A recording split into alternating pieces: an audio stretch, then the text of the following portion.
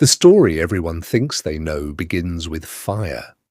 The Library of Alexandria, once the greatest archive of human knowledge, is said to have been destroyed in a series of catastrophic events. Different historians point fingers at different culprits. Some blame Julius Caesar during his campaign in Egypt. Others argue it was later religious conflicts that finished what the fires began. But that version of events is too clean, too convenient, because it assumes something simple.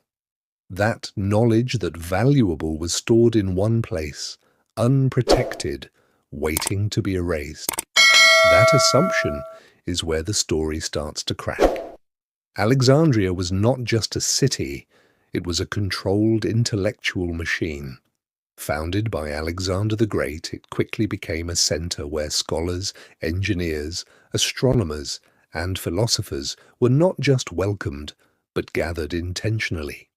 This was not accidental growth, it was engineered.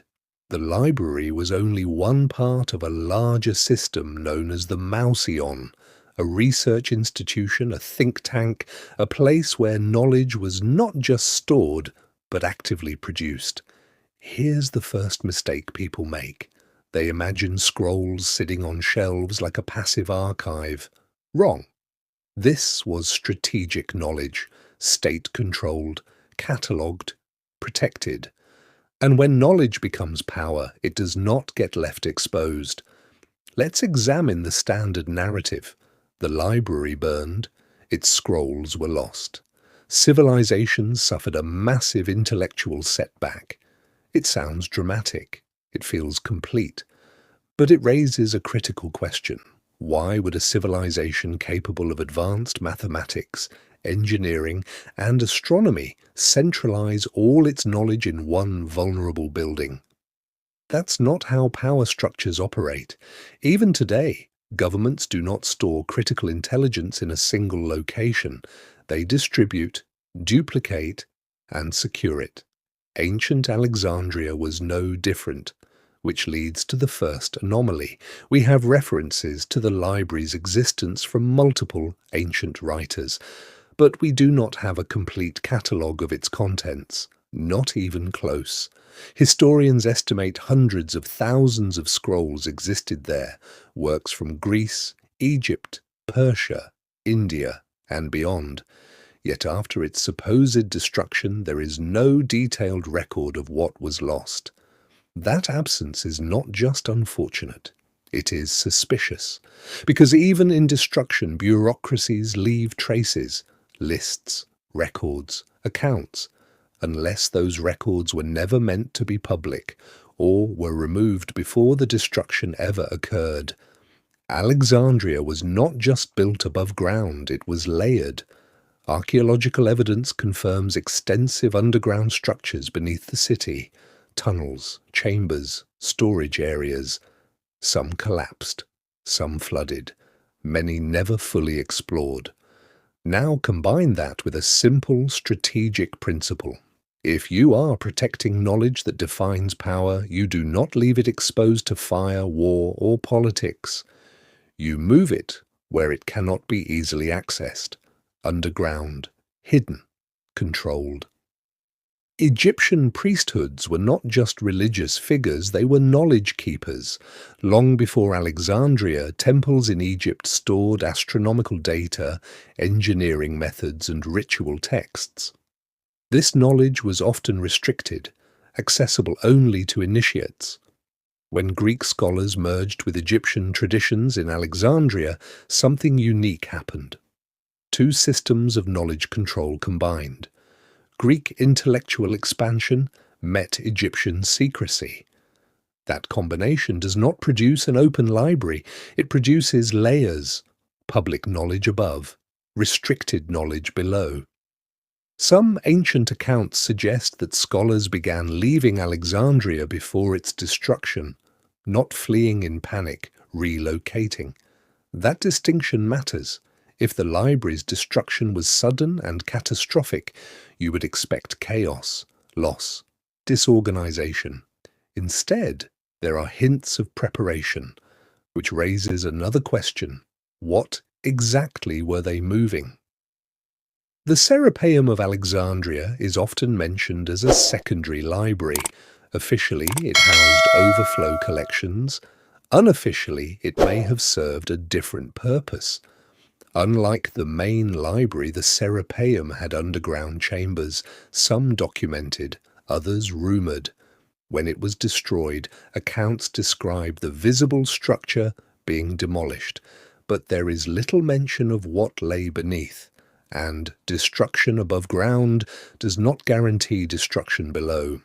Excavations in Alexandria have revealed something important. The ancient city is not fully mapped.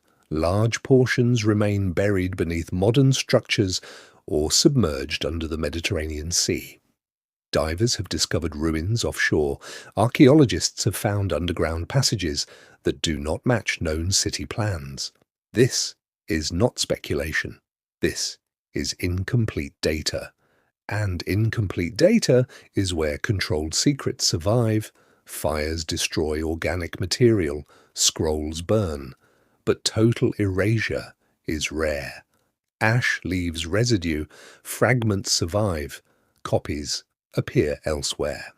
Yet the scale of loss attributed to the library is almost absolute, too absolute. It suggests either a level of destruction far beyond what is documented, or removal before destruction occurred. The second option is far more consistent with how valuable systems behave. Knowledge in Alexandria was not neutral. It influenced navigation, engineering, medicine, and military strategy. If rival powers gained access, it would shift the balance of power. Now imagine you are in control of that knowledge. War is approaching. Stability is collapsing. Do you leave it behind, or do you secure it where no conqueror can reach it?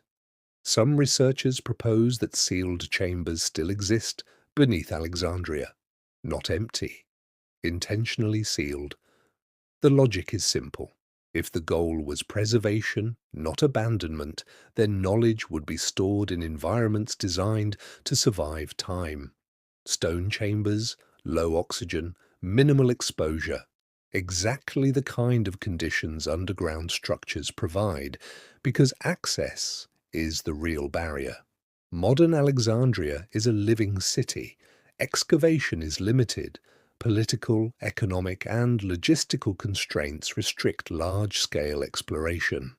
And underwater sections add another layer of difficulty. Even if something exists, reaching it is not straightforward. And if something significant were discovered, it might not be publicly disclosed immediately. That is not conspiracy. That is standard protocol. Throughout history, texts have appeared that reference knowledge supposedly lost with the library, advanced astronomical observations, detailed mechanical concepts, philosophical works with no clear origin. These fragments do not prove the library survived, but they weaken the idea that everything was lost. Ancient descriptions of Alexandria's layout do not perfectly align with current archaeological findings. There are discrepancies, missing structures, unaccounted spaces. These gaps are often dismissed as errors or incomplete records, but they could also indicate areas that were never meant to be recorded. History is not just what happened, it is what is recorded and preserved. If a group intentionally removed or concealed knowledge, they would also shape the narrative around its disappearance. A dramatic destruction story serves a purpose. It closes the case. It discourages further investigation.